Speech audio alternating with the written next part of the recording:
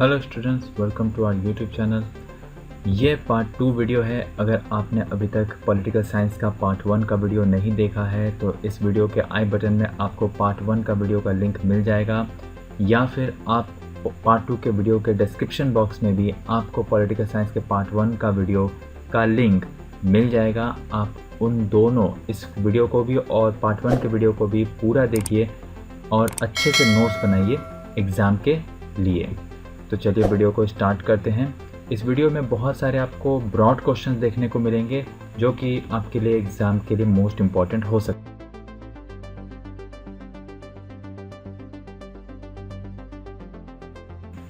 तो चलिए exam pattern पर थोड़ा बात कर लेते हैं। आपका जो पॉलिटिकल साइंस का एग्ज़ाम होगा वो 100 मार्क्स का होगा और एग्ज़ाम को लिखने के लिए आपको टाइम ड्यूरेशन 3 घंटे का दिया जाएगा। तो चलिए पहला क्वेश्चन देख लेते हैं। Define public opinion, what is it's characteristic? And the answer is, the term public means a section of society sharing common interests.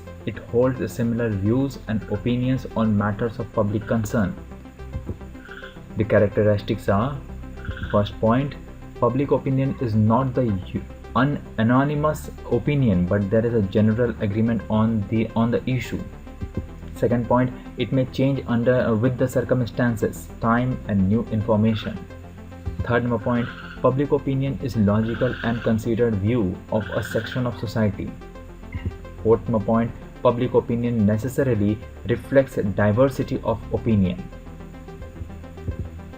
Fifth point, there is no fixed territory or area for public opinion. Sixth point, public opinion ensures democratic communication. Next question is, list the various agencies of public opinion. And the answer is, first point, press. Second point, radio and television. Third point, cinema. Fourth point, public meetings. Fifth point, political parties and their activities. Sixth point, opinion polls. Next question is, what are pressure groups? And the answer is, pressure or interest groups are organized groups having common and social interests concerned with influencing decision making by putting pressure from outside. Pressure groups have voluntary membership and are found in every country. Next question is, discuss the role of pressure groups. And the answer is, pressure groups play a very important role in the Indian political system. They act as a link and source of communication between the masses and the political parties. They sensitize the public towards various socio-economic issues, thereby educating them politically. They produce very effective leadership and also as a training platform for future political leaders. It also bridges the gap between various traditional values in the society. Establishment of unity and integrity are the key results of the pressure groups. Therefore, it is very clear that pressure groups influence both the government and the administrative policies. Next question is, what is political parties? Mention its essential features. And the answer is, a political party is an organized body of people who share certain common principles and goals regarding the political system of a country. A political party as such should have the following essential features. First point, it must be an organized body of people with a formal membership. Second point, it must have clearly spelled out policies and programs. Third point, its members should agree with its ideology, policies and programs. Fourth point, it must aim at getting power through the democratic process. Fifth point, it must have a clear and acceptable leadership. And sixth point, it must focus on broad issues and major areas of government policies. Next question is, explain the various types of party system. And the answer is, India has a multi-party system. Indian politics is dominated by several national and regional parties. There are countries where there is one party system or two party system. Erstwhile, Soviet Union and Yugoslavia had single party systems. Similarly, China has one-party system. Earlier in Germany, there existed only one party, the Nazi Party. So was the case in Italy, where the only party was known as the Fascist Party. In a two-party or bi-party system, there are two main political parties. The United Kingdom, the United States of America, Australia and New Zealand have bi-party systems. There may exist other parties, but their role is generally insignificant. For example, in UK there are two main parties, the Conservative Party and the Labour Party. In the USA the two main parties are the Republican Party and the Democratic Party. Japan, France, Germany and Switzerland have multi-party systems.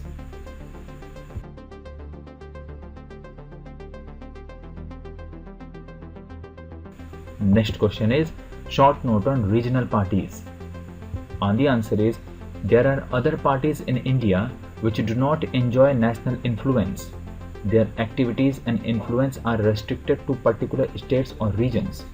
Sometimes these parties are formed to voice demand of a specific region.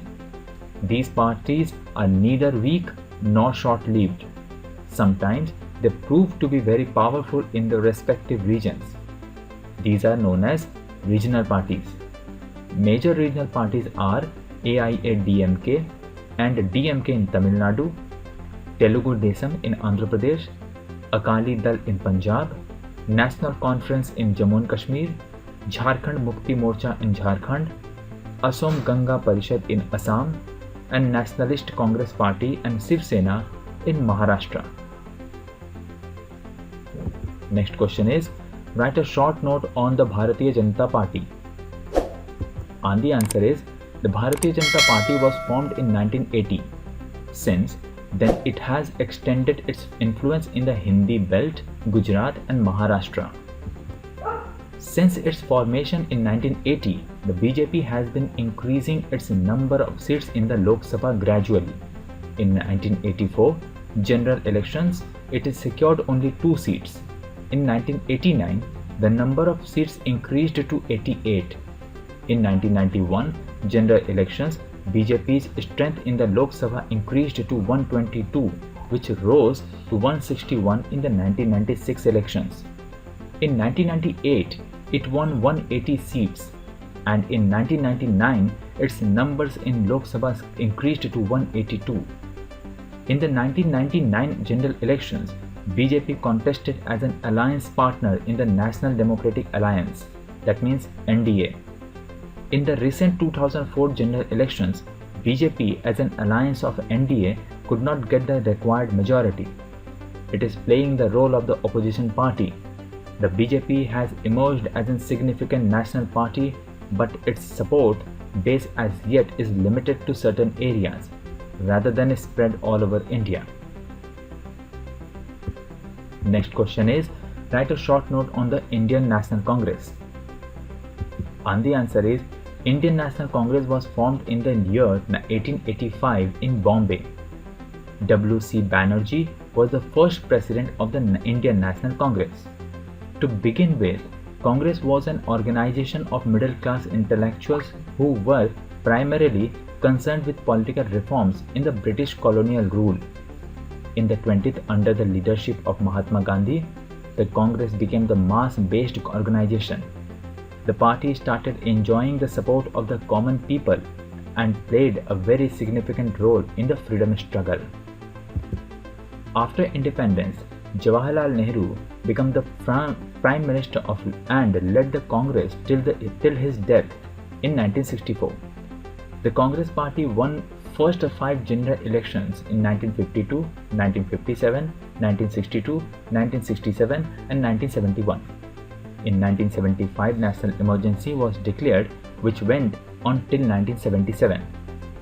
In the elections of 1977, the Congress was defeated. However, in 1980 general elections, the Congress Party led by the Indira Gandhi came back to power. Indira Gandhi was assassinated in 1984, and during 1985 general elections, Rajiv Gandhi was the leader of the party. Congress won the 1985 general elections with a large majority. Next question is, describe the composition of Election Commission of India. And the answer is, the Election Commission consists of the Chief Election Commissioner and such other election commissioners as may be decided by the President from time to time. Ever since the first Chief Election Commissioner was appointed in 1950, there was no other election commissioner till 1989. The Chief Election Commissioner was assisted by a larger number of officials.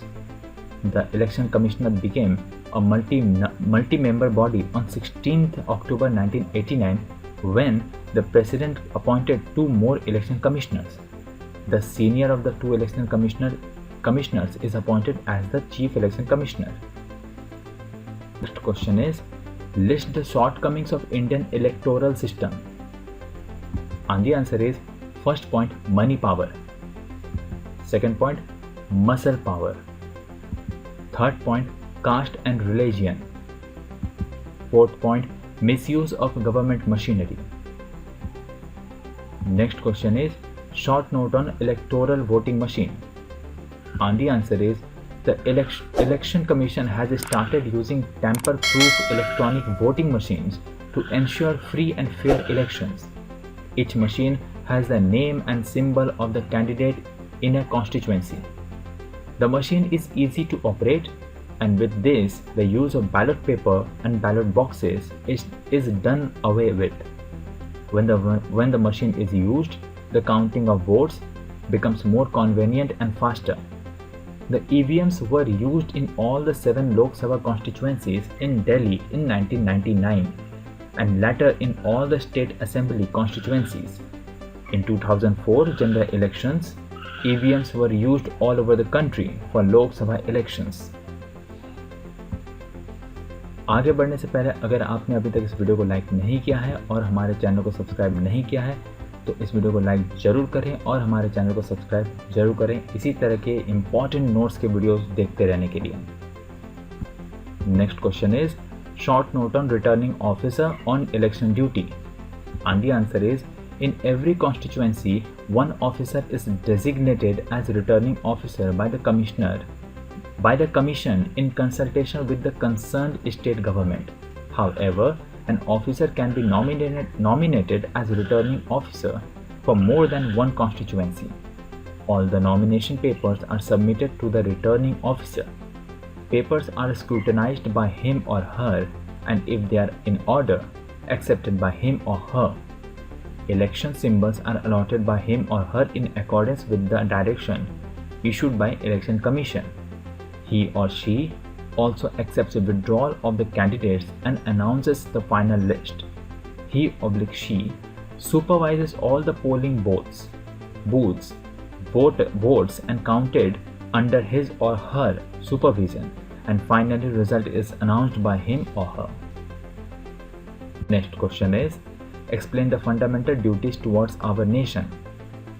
And the answer is, first point, to abide by the constitution and respect our national flag and national anthem.